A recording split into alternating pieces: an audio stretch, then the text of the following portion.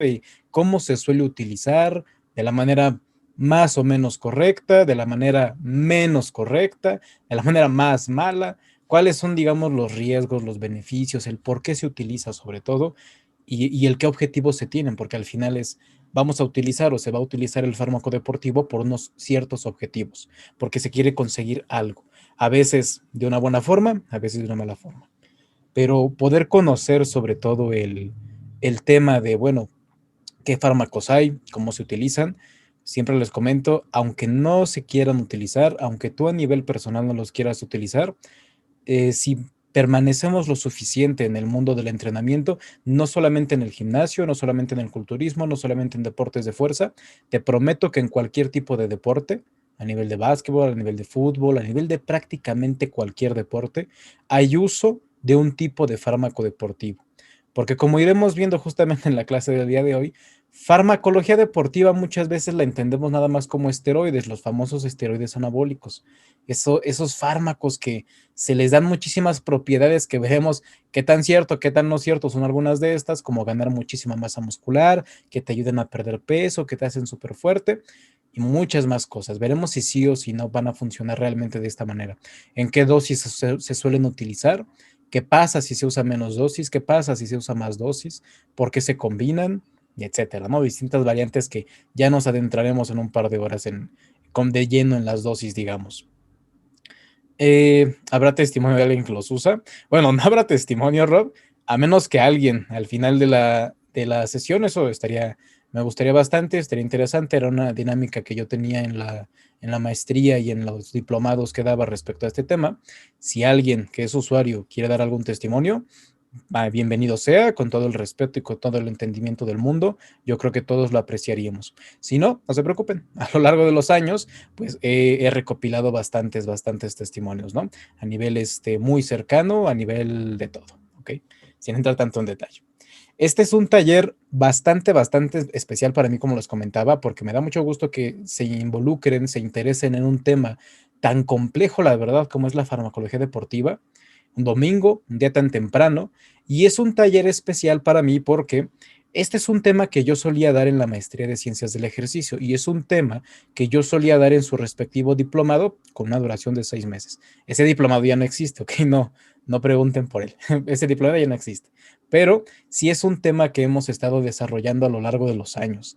Y a lo largo de los años, ya bastantes años, más de los que pudieran parecer, que llevamos dando este tipo de temas y este tipo de clases a la comunidad atlética, han salido muchísimas dudas y ha habido una cantidad de modificaciones grandísima. Si ya de por sí a nivel de entrenamiento y nutrición deportiva suelen haber cambios mes con mes, año con año y bastante importantes, que lo que a veces se sabe hoy dentro de 1 o 2 años en entrenamiento y en nutrición puede que no sea ya lo mejor. No, ojo, no que esté mal, pero que ya no sea necesariamente lo mejor que hay de información en el mercado, digamos. En el tema de farmacología deportiva, como es un tema que realmente no es que esté regulado, no es que haya investigaciones reales sobre fármaco deportivo, pero sí se van haciendo, por así decirlo, investigaciones independientes, se va actualizando, pero extremadamente rápido, la información que hay sobre fármaco deportivo. Estoy seguro, muchísimos de ustedes, o algunos por lo menos, ya tendrán alguna noción de fármaco, sobre todo porque hay afortunadamente videos en plataformas como YouTube, en plataformas de redes, donde se puede encontrar buena información, pero bastante desactualizada. Repito, no es que esté mala información, solamente que es información muy buena de hace 10, 15, 20 años, inclusive más años. Entonces, lo que vamos a ir viendo desarrollando durante las siguientes aproximadamente 4 o 5 horas. Me gustaría terminar más próximo a las 4 horas porque les adelanto algo.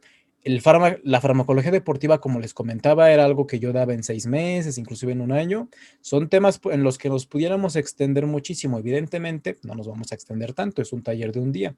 Vamos a ver lo más esencial, las dosis, las combinaciones, los fármacos, qué usar, qué no usar, por qué no, todo este tipo de, digamos, ramificaciones en cuanto al fármaco.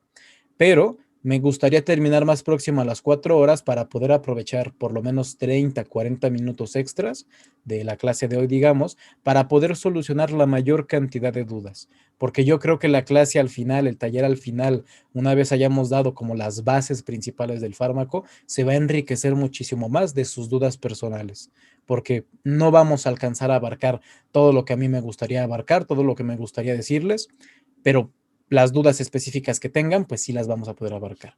Por ahí comenta Joel si se va a quedar grabada la clase. Así es, chicos, la clase va a estar grabada.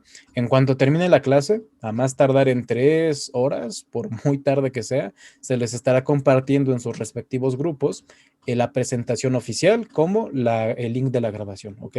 Sobre todo 3 horas porque al ser una clase de prácticamente 5 horas, pues va a terminar siendo un archivo bastante pesado. Entonces, simplemente en lo que se tarda en procesar el video y en subirse a la plataforma.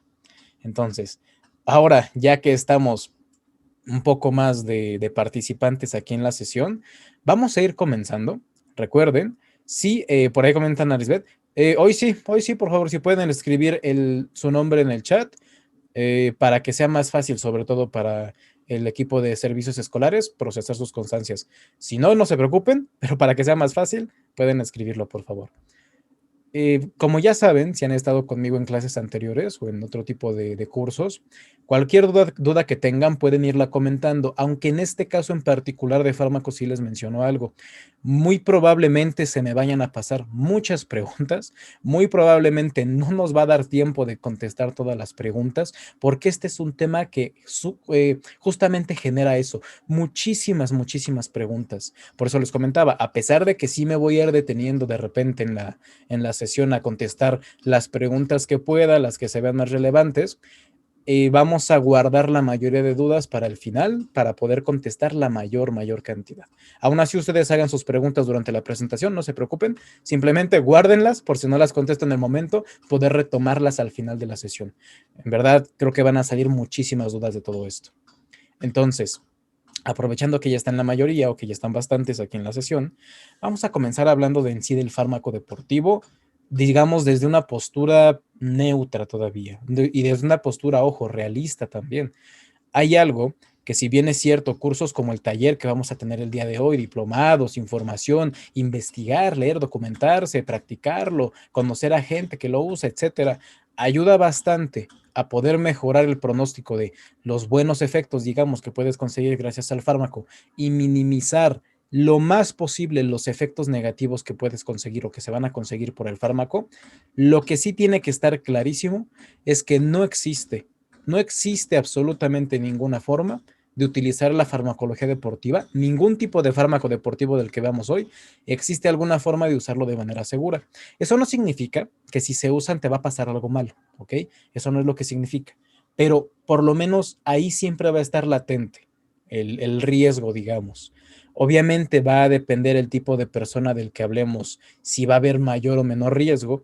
No es lo mismo que una persona, digamos, con obesidad mórbida, que es sedentario, que no hace ejercicio, quiera utilizar fármaco deportivo porque los esteroides te incrementan masa muscular, a que un atleta natural que lleva más de 10 años, que es súper estricto con la dieta, que le encanta entrenar y que quiere probar un poco más, utiliza dosis mínimas, es decir, va a depender muchísimo de la persona en cuanto a tanto su fisiología, su biología, su genética, sus antecedentes, como también de el ideal, el tipo de pensamiento que tiene al estar utilizando fármaco, porque no va a ser lo mismo, como les comentaba, utilizar, ser un poco más conscientes en ese sentido, comenzar utilizando fármaco a dosis bajas, que ya les adelanto, ninguna dosis de fármaco es baja.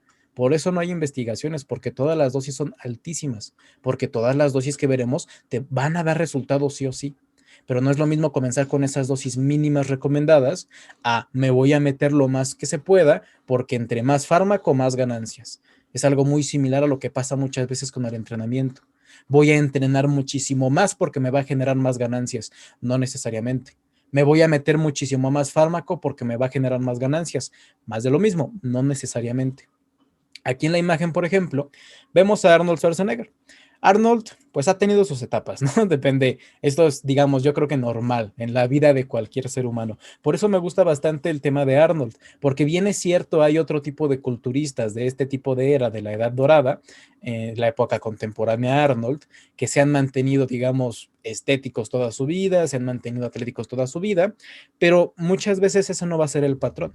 El patrón va a ser en el caso del uso real de fármaco, que bueno, en una temporada se usen, no que se llegue a ser Mister Olimpia, bueno, fuera que todos los que usaran fármaco en su juventud llegaran a ser Mister Olimpia, pero que se usen fármaco en la juventud y que conforme va avanzando la edad, digamos, de la persona, vayan ocurriendo, pues simplemente etapas de la vida de la persona y con ello cambios físicos, cambios en su forma de pensar, cambios en su forma de ser en general.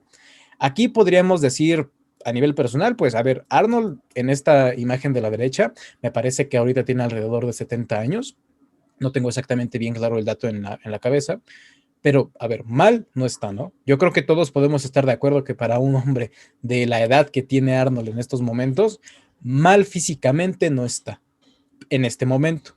Pero también es cierto que se le llegó a criticar y no hace tanto porque había tenido más sobrepeso, había tenido menos masa muscular, porque se descuidó en cierto momento. Y repito, me gusta el ejemplo de Arnold porque es un ejemplo más real, llevado al extremo, pero un ejemplo más real. Porque Arnold en algún momento fue culturista profesional y tenía un desarrollo muscular el mejor de su vida prácticamente. Arnold después fue un actor, se profesionalizó como actor, seguía teniendo muchísimo desarrollo muscular, pero ya no era realmente tanto, o de la calidad a veces se comenta como pudo haber sido en su época de Mister Olimpia. Responde a una época diferente. Cuando llegó a ser gobernador, otro tipo de cargo, un cambio completo otra vez para la vida de Arnold, bueno, pues otra vez más cambios. Cuando terminó esa etapa y comenzó a crecer y a ganar más años, otro tipo de cambios, ahí fue donde ganó algo de sobrepeso. Después volvió a perder esa grasa que acumuló, volvió a ganar un poco de masa muscular y así va, ¿no? Es un proceso, como les comento, me agrada bastante porque es un proceso normal. Eso es una vida real de un usuario de fármaco. Ahora, nos vamos a los extremos porque estamos hablando de Arnold, pero la realidad más real, por así decirlo, es que un usuario promedio de fármaco vaya a utilizar el fármaco normalmente en su juventud, entre los 20, 30 años, a veces hasta antes de los 20 años llegaremos a ese punto, y conforme pasen los años, a veces se va perdiendo el interés. O conforme pasen los años, no es que se pierda el interés, es que se pierde la disponibilidad de poder entrenar, de poder comer, como el fármaco, digamos, lo llegaría a meritar. No es que no quieras seguir utilizando el fármaco, no es que no quieras seguir entrenando como te gusta, seguir comiendo como te gusta, simplemente si llegamos a los 40, 50 años y tenemos un trabajo extremadamente demandante o una familia demandante o X o Y razón a nivel de la vida de la persona muy demandantes que le impiden o le, digamos, bueno, sí le impiden demasiado el poder llevar a cabo el tipo de vida, el tipo de dieta, de entrenamiento que a él o a ella le gustaría, pues es ahí donde vamos a darnos cuenta que simplemente no suele ser rentable en la gran mayoría de casos el uso de fármaco vitalicio, el uso de fármaco de por vida.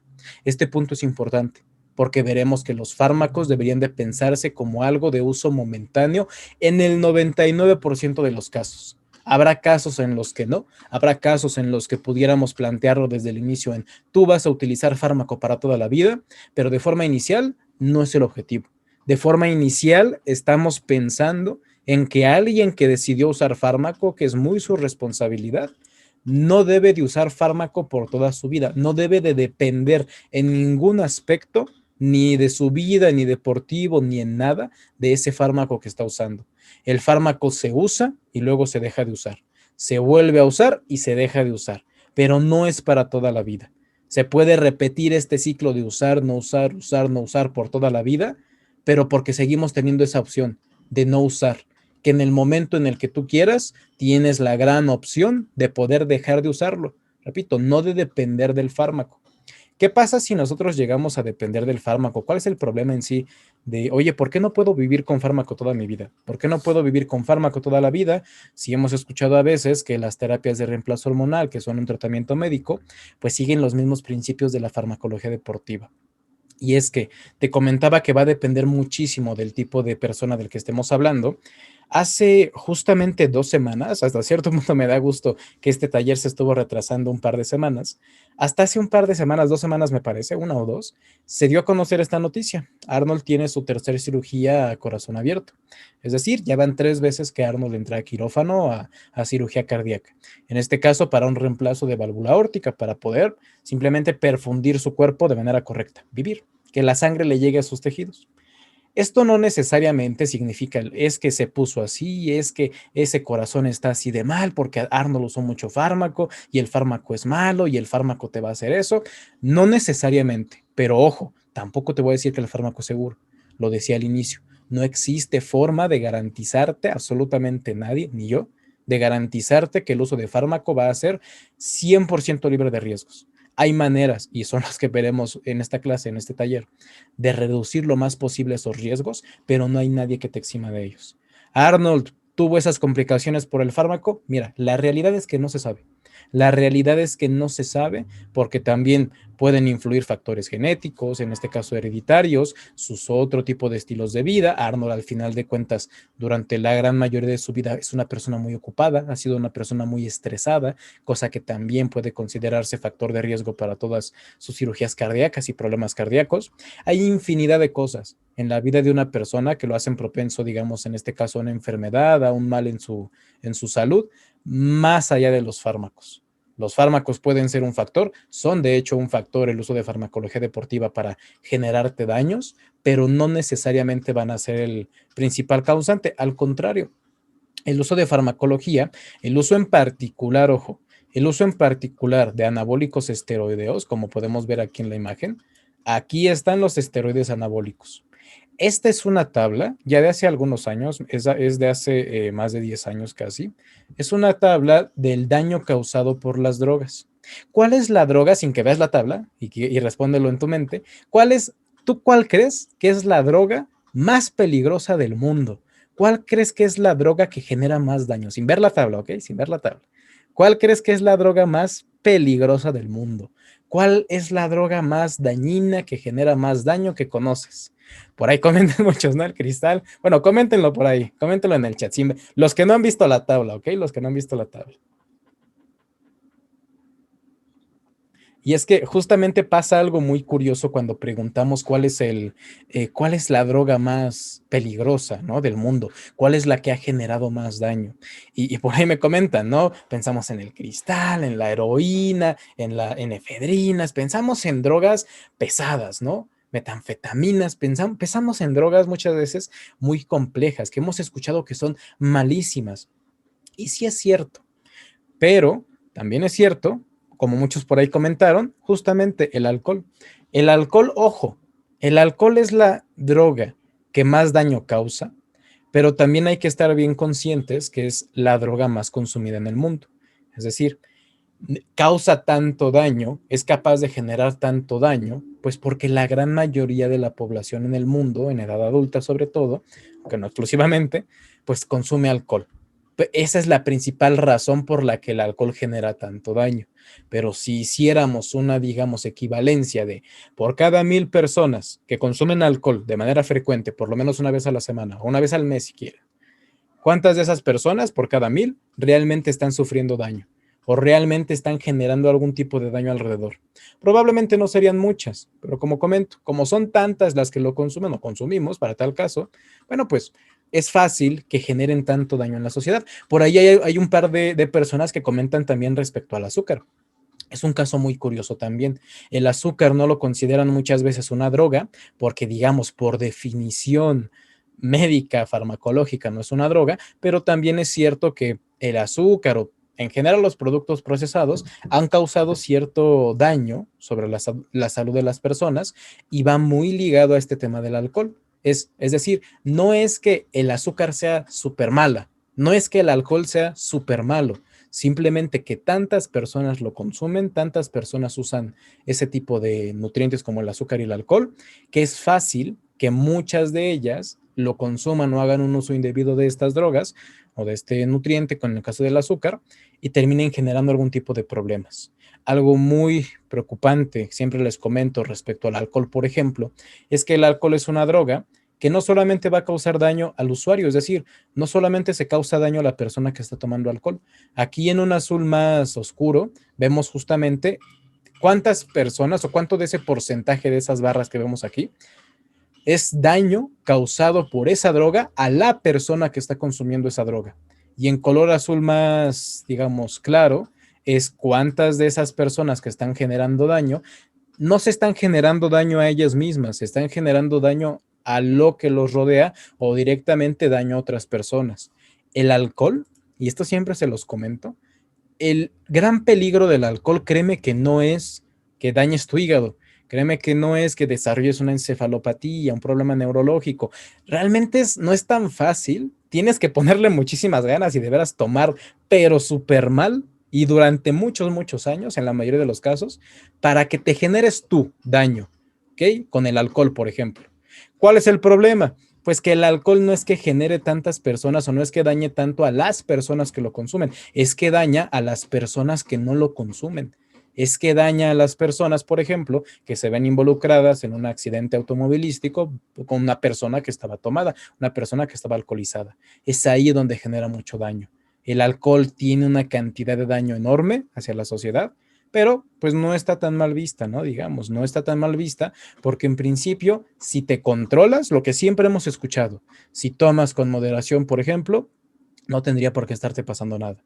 Si vas a tomar, no manejes. Si vas a tomar en general, con moderación. Y si no va a ser con moderación, pues en un lugar seguro, ¿no? Que alguien te cuide por lo menos. Hay recomendaciones que podemos seguir para que a pesar de que el alcohol es la droga más letal del mundo, a ti no te pase nada.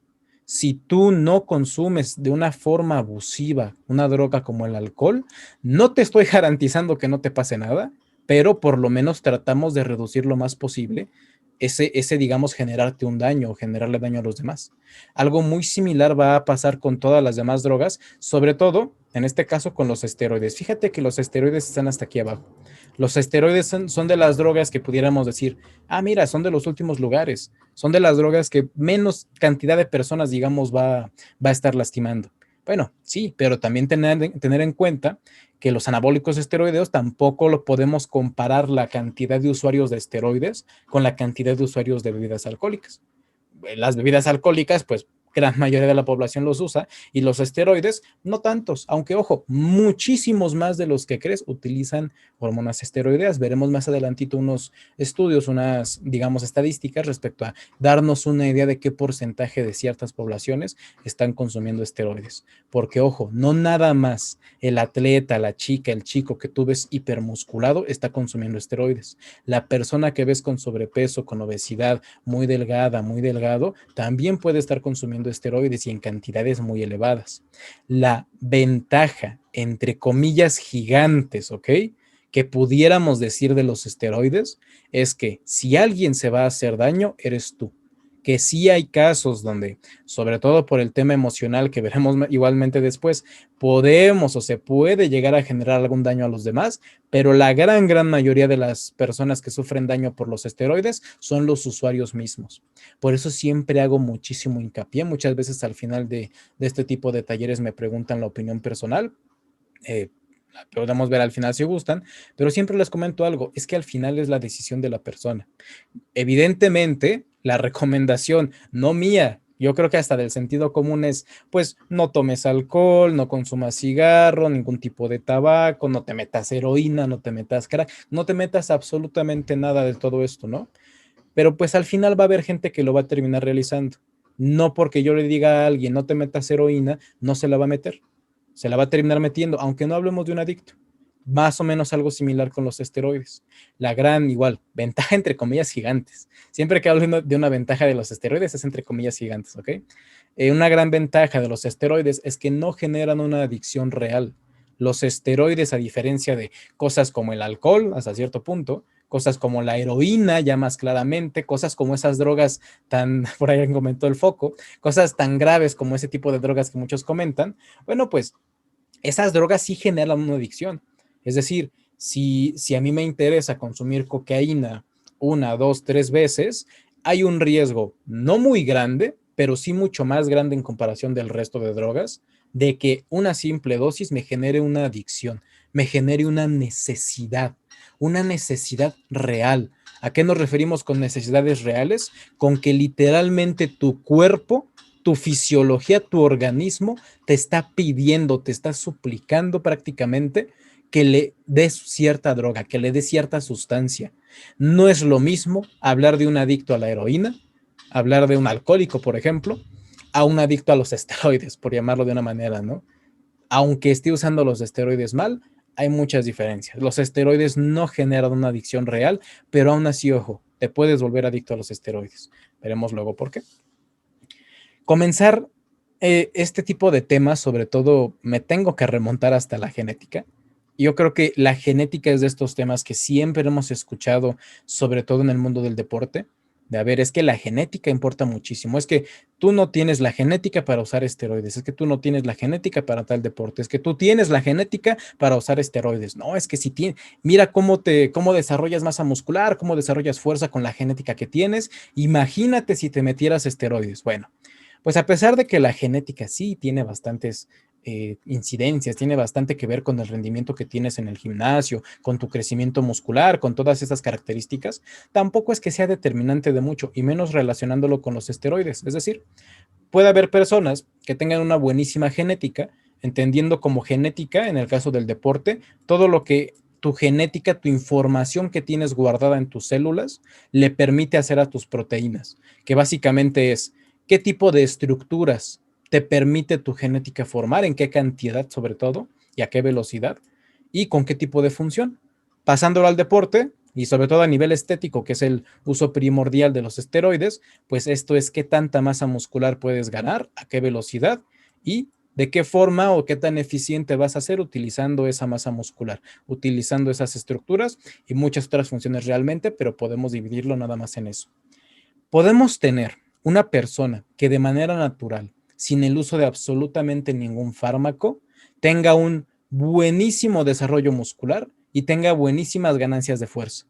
Una persona que pudiéramos decir, oye, ese chico, esa chica, tiene una genética increíble. Y sí, a nivel natural puede que sí, pero el que una persona tenga una genética buenísima, que te vaya súper bien ganando masa muscular o fuerza sin usar fármaco, no significa que usando fármaco te va a ir mejor. Y al revés, el hecho de que te vaya muy mal ganando masa muscular, ganando fuerza sin usar fármaco, no significa que te vaya a ir mal si decides usar fármaco. El uso de fármaco y los efectos que tienen los fármacos dependen más de simplemente la genética. Pero sí van a tener una, digamos, participación muy importante a nivel genético. No van a depender nada más de eso, pero sí tienen una gran importancia dentro de esta parte. La genética la entendemos como la información que tenemos en nuestras células, en todas las células, en particular en este caso en células musculares, que es la que nos interesa mejorar con el uso de fármacos normalmente. Esta genética simplemente la vamos a entender como información, como este grupo de genes. Los genes son un conjunto de información que tú tienes almacenado para poder, decíamos, decirle a tus proteínas, ya sea a nivel de qué estructuras formar y de cómo funcionar con esas estructuras y a qué velocidad. Es la información con la que tú te riges, con la que tú te construyes de la manera más literal posible en este caso. Está, digamos, codificada. Es decir, no podemos nosotros simplemente activar, en este caso, de forma natural, de mayor medida por lo menos, el querer ganar muchísima más masa muscular. Vamos a poder ganar solamente de forma natural tanta masa muscular como bueno sea mi entrenamiento, como buena sea mi nutrición y como bueno sea mi descanso. Son los tres principales factores que yo puedo modificar para de forma natural ganar la mayor cantidad de masa muscular. Ojo, en fármaco, estos tres pilares siguen siendo extremadamente importantes. Siguen siendo o deberían de seguir siendo la base para ganar masa muscular o ganar cualquier tipo de cualidad o perder grasa si quieren en el uso de fármaco, en el uso de esteroides. Pero en el uso de fármaco, principalmente de esteroides, vamos a añadir, por así decirlo, un cuarto pilar sintético, un cuarto pilar que metemos gracias al fármaco. Y es que ese cuarto pilar van a ser las conocidas como hormonas. Los esteroides y la mayoría de fármacos deportivos son eso, son hormonas, son variantes de hormonas. Y es que las hormonas son las que le están indicando justamente a tu genética, la que le está indicando a tus genes de qué manera y a qué velocidad tiene que construir proteínas. En otras palabras, la genética va a ser lo que te va a permitir o va a ser lo que va a determinar qué tan rápido progresas en ganancias musculares, qué tan rápido progresas en ganancias de fuerza, inclusive qué tan rápido progresas en pérdida de grasa. Y en otras cualidades también, también en agudeza mental, también en propiocepción, es decir, capacidad, digamos, para mejorar tus técnicas, para mejorar tu control sobre tu propio cuerpo y muchas más características que el fármaco va a estarte ayudando.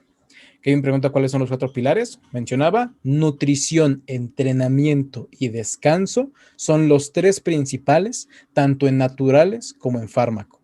Solo que en fármaco pudiéramos meter un cuarto, que es este sintético de los fármacos propiamente, ¿vale?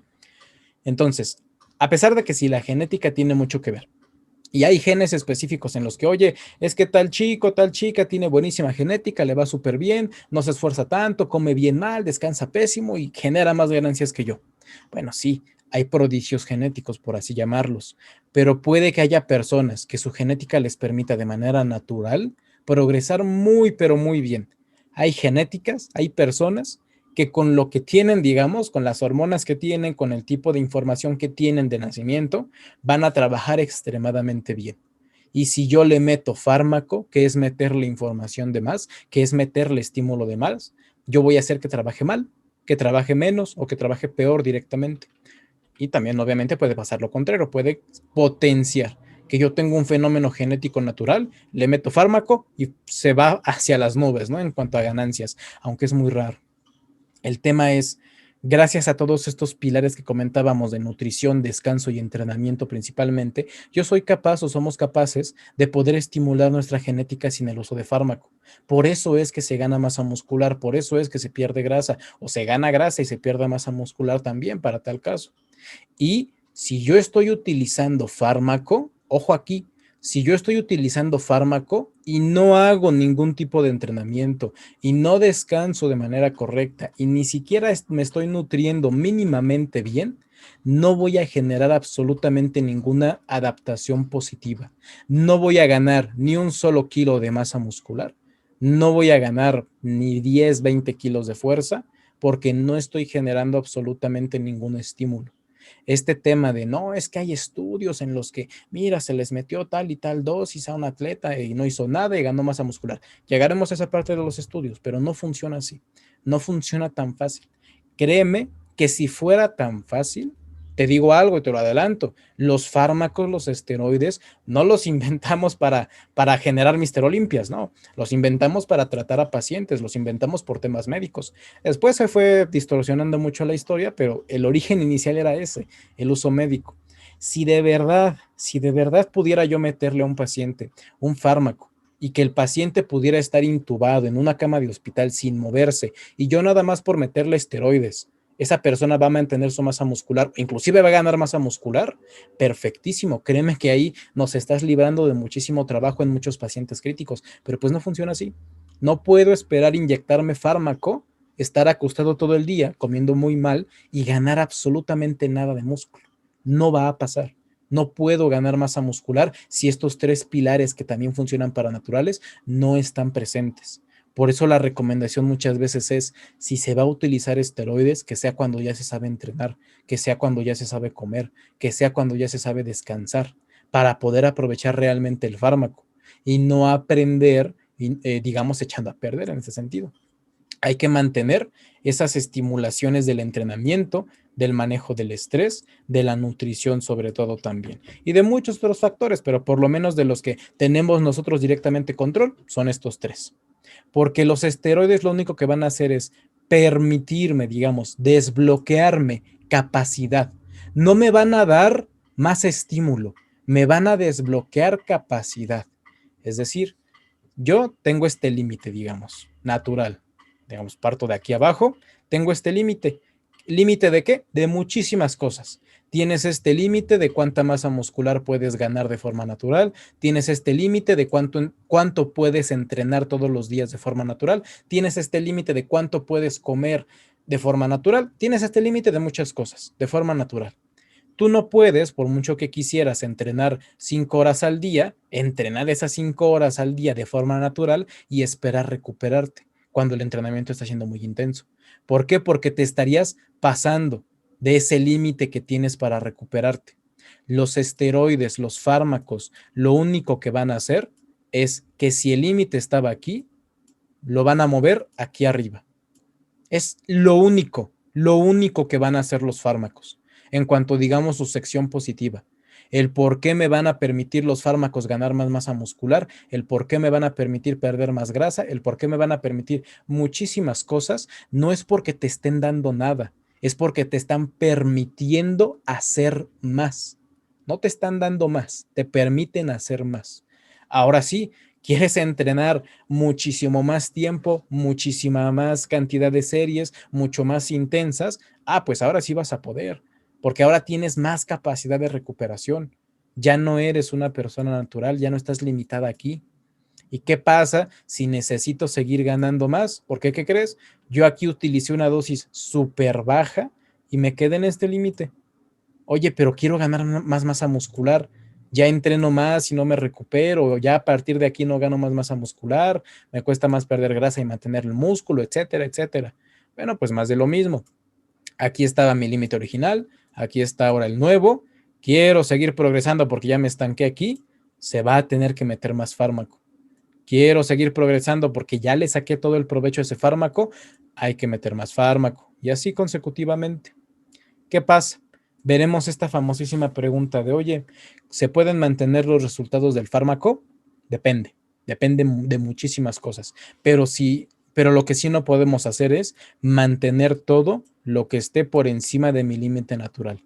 Lo mejor que podemos esperar al cabo de los años de no usar fármaco después de haberlo usado, digamos, tú llegaste hasta este nivel de desarrollo muscular, de desarrollo de fuerza, de la cualidad que tú quieras que te puedan dar los fármacos. Tú llegaste hasta este punto tan alto, pero los vas a dejar de usar.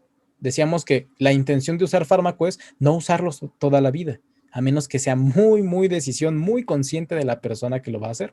Pero en principio la gran mayoría no los quiere usar toda la vida. Entonces yo conseguí estos resultados. En el momento en el que lo deje de hacer, va a comenzar sí o sí un descenso. Sí o sí va a llegar el momento en el que voy a llegar otra vez a mi línea de límite natural, en el que otra vez voy a llegar a esta parte que me estaba limitando de manera natural. Puedo quedarme un poco por encima de ese límite natural, pero no tanto. Puede haber ciertas mejoras, digamos, en tu físico, en tu fuerza, en tus técnicas, en tu capacidad de muchas cosas, pero no muy alejada de tu límite natural. ¿Qué tan rápido va a ser? Va a depender de qué tan lejos llegaste y qué tan bien sigues haciendo las cosas después de haberlo dejado. Si yo después de llegar aquí arriba dejo el fármaco, dejo la dieta, dejo de entrenar y me desvelo todos los días, bueno, pues la caída se va a ver así, se va a ver muy brusca. Pero si después de dejar el fármaco hago lo que tengo que hacer después de usar fármaco de forma correcta y sigo entrenando de la mejor forma que me lo puedo permitir y sigo descansando igual y comiendo lo más parecido posible, ¿va a haber descenso? Sí, sí va a haber descenso, pero ese descenso va a ser más lento. Puede durar hasta años el regresar a la, digamos, base natural. Va a depender mucho del poder realizar o seguir realizando las cosas después de haber dejado el fármaco. El fármaco, lo que va a estar causando también, sobre todo ciertas variantes del fármaco que veremos, más allá de inclusive darnos, en este caso, la capacidad, es permitirnos abusar. Muchas veces es eso, es permitirnos abusar, porque hay que recordar algo. Yo te comentaba, el fármaco se usa en medicina, sí, hoy en día se sigue usando. Seguimos usando testosterona, oxandrolona, estanolol y decanoato de nandrolona en ciertos pacientes, pero ni de cerquita ningún fármaco esteroideo, ningún fármaco que se usa en el deporte se utiliza con las mismas dosis en medicina. Por eso hablamos de si quieres generar ganancias o las personas que quieren generar ganancias con el fármaco deportivo, se habla de dosis mucho más altas de lo que se utilizan en la terapia, de lo que se utilizan en la clínica. Por eso más allá de darme más capacidad, me permite abusar directamente. Porque sí, te vas a convertir literalmente en un sobrehumano, en un superhumano, al meterte tanto fármaco. Ya vamos a esa parte también, pero te permite abusar porque te permite hacer más. Ojo aquí, te permite hacer más, también significa te permite estresarte más. Esto que vemos aquí tiene que ver sobre todo con la nutrición, aunque es en realidad con todas las funciones del cuerpo. Muchos ya sabemos que el organismo en cuanto a poder funcionar, poder vivir, poder llevar a cabo la vida diaria, necesita calorías, es decir, necesita energía. La energía únicamente el cuerpo la puede obtener de nutrientes, por lo menos el cuerpo humano. La puede obtener de proteínas, carbohidratos y grasas, provenientes de la dieta o provenientes del propio cuerpo. Es decir, o te comes la dieta, te comes lo que estás comiendo o te comes a ti mismo, a ti misma, para poder sobrevivir. Muchas veces, de manera natural, hay que priorizar muchísimo. De manera natural siempre tenemos que hablar de priorizar. Te quieres volver muy bueno en algo, tienes que enfocarte. Te quieres volver muy bueno en fuerza, enfócate en eso. En masa muscular, enfócate en eso. Quieres perder grasa, hazlo lento, ten cuidado. Quieres ganar músculo, igual ten cuidado de no ganar grasa. ¿Por qué? Porque no podemos abusar de nuestro cuerpo de forma natural. Pero como en fármacos sí podemos abusar, oye, te va a estar protegiendo, por así simplificarlo, tu masa muscular el estar utilizando fármaco. Una persona con fármaco puede abusar de la dieta, tanto para ganar masa muscular como para perder grasa. Es decir, una persona en fármaco, si su entrenamiento está de la mano con su dieta, puede abusar de los dos. Puede entrenar muchísimo y comer muchísimo y prácticamente lo único que va a ganar es masa muscular, si no es que pierde también grasa en el camino, dependiendo del tipo de atleta y fármaco del que hablemos. También, si el entrenamiento es igual, súper intenso, y aparte está comiendo prácticamente nada, ahí también estamos abusando. Estamos abusando de la pérdida de peso. Estamos abusando que el fármaco que se está usando me permite, aún comiendo poquísimo, entrenar muchísimo y ese entrenamiento junto con el propio fármaco me permiten mantener la masa muscular aún comiendo súper poca comida. Repito, esto es abusar. Me permite abusar. Me permite hacer muchísimo más el uso de farmacología deportiva. ¿Quieres ganar masa muscular? Perfecto, sí. Puede que se necesiten fármacos. Si se usan fármacos, claramente te va a dar una gran ventaja, pero no por arte de magia. No es la varita mágica, como por ahí un gran amigo dice, no es una varita mágica. Simplemente te desbloquea este nivel, te desbloquea el poder abusar de tu entrenamiento, poder hacer más, poder en este sentido esforzarte más. Aunque esto veremos igual es un poquito debatible, porque si bien es cierto, el fármaco te permite hacer más, no necesariamente te vas a cansar más, al contrario, te vas a dar cuenta que puedes hacer más y cansarte menos.